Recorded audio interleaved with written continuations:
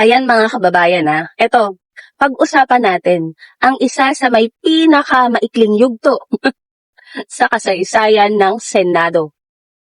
23 araw. Opo, 23 days lang bilang Senate President. Itong si Alan Peter Cayetano.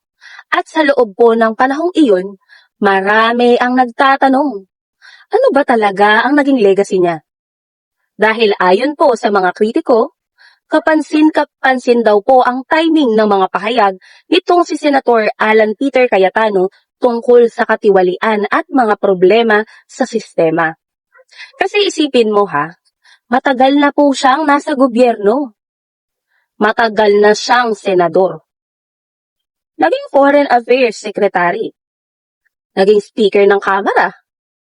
At ito nga po, naging Senate President. At ngayon, sa panahong nawawala ang suporta para manatili siya sa pwesto, biglang naging sentro ng kanyang mga mensahe ang usapin ng korupsyon. Kaya naman po ang tanong ng ating mga kababayan, ngayon lang ba talaga napansin ang problema? O baka naman ngayon lang naging pangunahing issue dahil sa pagbabago ng political landscape? At syempre, hindi mawawala ang usapin tungkol sa kanyang 23 araw bilang Senate President. Mula May 11 po yan hanggang June 3 Ito, ayon pa to sa mga kritiko, 8 Senate sessions. Walang naipasang panukalang batas. Pero, sunod-sunod ang Facebook Live.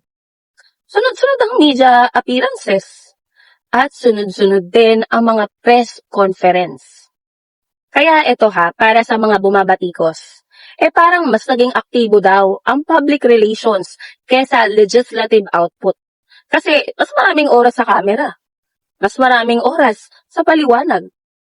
Tapos mas kaunting oras sa mga konkretong resulta na inaasahan po ng mga kababayan natin. Kaya nga 'di ba sabi ko sa inyo parang ang job description na lang nila ay content creator. Ito po may mga nagsasabi na sa halip na mag-iwan ng marka bilang Senate President, mas maaalala po ang kanyang maikling termino dahil sa politika sa loob ng Senado kaysa sa anumang malaking reforma na naipatupad. Siyempre, may mga taga-suporta din naman siyang may ibang pananaw. Pero sa kanyang mga kritiko, malinaw ang kanilang hatol. Hindi po nila tinitignan ang haba ng termino.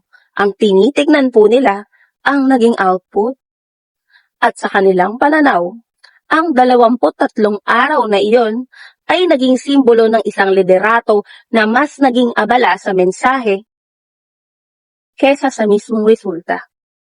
Kaya nga po hanggang ngayon nananatiling tanong, kung bibigyan ng grado ang 23 araw na iyon bilang siya ay Senate President, ano ang magiging marka?